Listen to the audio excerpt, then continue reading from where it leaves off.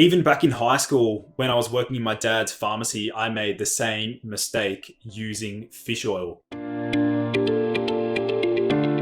What's up guys, my name is Lucas, the founder of Ergogenic Health. And in this video, what I'm going to do is take a look at the potential dangers associating with eating PUFAs, that's P-U-F-A-S, PUFAs, or otherwise known as polyunsaturated fatty acids. So if you're new to my channel, please do like this video and hit subscribe down below to stay up to date with the latest and greatest health information. So you may be wondering, what are PUFAs or polyunsaturated fatty acids? Well, to put simply, these are liquid oils such as corn, canola, otherwise known as rapeseed, soy, safflower, sunflower, flaxseed or linseed, sesame, and peanut oil. Now, we've been told by many health authorities and the media that eating these PUFAs in place of saturated fats is healthy and protective against heart disease. However, according to several researchers, including one of my favorite, Dr. Ray Peat, suggests that eating saturated fats has no negative effect on our heart and arterial health. And instead, it's these polyunsaturated fats that are indeed unhealthy and damaging to good health. So I'd just love to get your opinion down below. Are you someone that tries to avoid these polyunsaturated fatty acids such as canola oil, safflower, sunflower? Drop a comment down below. Let's get a bit of a discussion going as I get further into this video. So I want to quickly share my story. One of my most embarrassing moments back in high school. I used to work in my dad's pharmacy. And I think the very first year that I was working there, I used to, work out of the back garage where the stock was kept. And I thought I was benefiting from out-of-date fish oil. It was way past the expiry date, but I was using this omega-3 liquid. It was like a liquid gel that I was using at school. And then one day I decided to completely cut it out. And I thought, let's see what happens if I take a break, just completely stop using this fish oil. And ironically, after stopping the fish oil, my brain fog disappeared. I felt less anxious and I generally felt like a better functioning human. So it's quite ironic that I was someone who, and this is again, a mistake that I've made, is that I thought that, I could use fish oil even though it was sort of past its expiry date. But now looking back, I realized that that fish oil was probably rancid and was doing a lot more harm than good. So what I want to do in this video is actually outline the dangers associated with these PUFAs and explain how they can damage our health and speed up aging as well. So what makes PUFAs so dangerous? Well, the structural difference between these unsaturated fats and these saturated fats gives them very different biological functions. In saturated fats, these carbon atoms are bound together with a single bond. A single bond is very stable and non-reactive, whereas these unsaturated fats, these bonds are basically double bonds, and these double bonds introduces an unstable structure in the fat molecule itself. Now, monounsaturated fats have one double bond, whereas polyunsaturated fats contain more than two double bonds. Now, because of the presence of these several double bonds, these polyunsaturated fats or oils are very unstable and they're prone to chemical changes.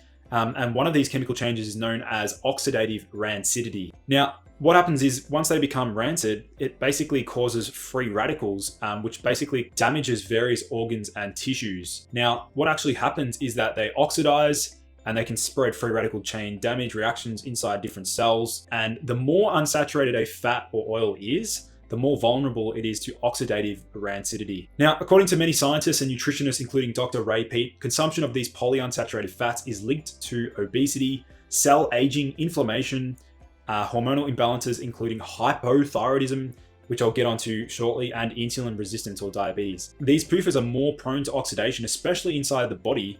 And it doesn't matter how preserved an omega-3 is, when it gets inside a body full of heat, oxygen, and iron, it can still be very problematic. And this process is known as lipid peroxidation. Basically what happens is it's like a chain reaction creates these cancer-causing byproducts such as acrolein, which can cause cancer, diabetes, heart disease, heart attacks, non-alcoholic fatty liver disease, aging, and other deleterious health effects. Now, the other point I want to mention about PUFAs is that they can actually make you fatter quicker.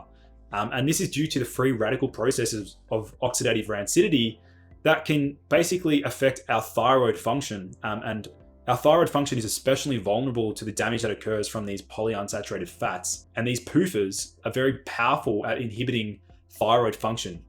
which can obviously contribute to obesity, metabolic syndrome, and other side effects of having low thyroid hormone output. So obviously now you're probably wondering, how do we, I guess, counteract or defend ourselves from these PUFAs? And there are things we can do. Obviously, when we go out to eat a meal, there's always going to be a small amount of canola oil, sunflower oil, safflower oil, even peanut butter, things like that. They're going to contain these PUFAs. So there are things that we can do to offset the dangers and fight back and help the body defend itself from these PUFAs. So the very first vitamin that I think is worthwhile introducing or considering is vitamin E. Now, vitamin E is found in grass-fed beef, nuts, seeds, fish, shellfish, and grains. Now, the only thing is that vitamin E is lost when foods are heated. Now, most consumed roasted almonds and cooked nuts and seeds, we're just not getting enough vitamin E through these foods. So the PUFAs are actually outperforming the vitamin E content. Now, vitamin E is actually very safe to supplement. Doses up to 3,000 IU or 3,000 milligrams per day, which is not the same unit. We'll just use 3,000 IU, international units. Have been used to improve eye conditions and mental retardation. So vitamin E can actually help to defend the body against these PUFAs. Now, I personally don't use 3,000 IU.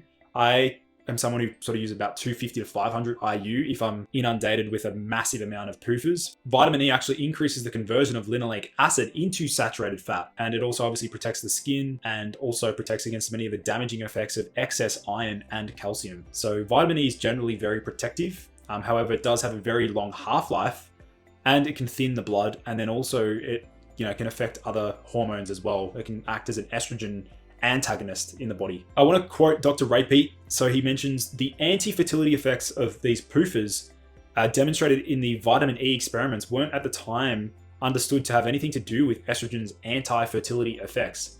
But to understand vitamin E, I think we have to consider the close interactions between estrogen and PUFA. Their actions are closely intertwined and are actually antagonized by a variety of energizing and stabilizing substances, including saturated fats, progesterone, thyroid, vitamin E, and aspirin.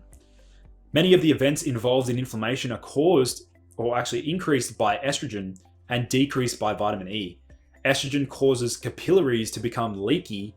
Vitamin E does the opposite. Estrogen increases platelet aggregation, whereas a decrease in the factor that inhibits platelet aggregation, whereas vitamin E does the opposite. So I guess the takeaway from this video is to very much focus on avoiding these PUFAs in our diet.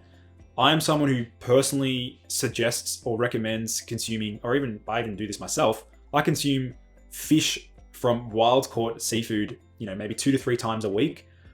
Even though they're technically considered PUFAs, I think particularly salmon, for example, which has astaxanthin, can buffer the oxidative properties of these omega-3s. So I think personally, in order from worst to best, so we've got the highly polyunsaturated fats, omega-6s and omega-3s, excluding the wild-caught seafood, so avoiding sunflower oil, safflower oil, canola oil, rapeseed oil, soybean oil, avoiding all of these, and then veering towards the monounsaturated fats such as olives, avocado, and then veering also then towards the saturated fats such as coconut oil, cholesterol, cholesterol-rich foods and steak and things like that. So hopefully you learned something new in this video. If you did, please like the video. It does help me with the channel to grow. Do check out my websites for some more amazing health research. Otherwise, guys, I look forward to seeing you in the next video.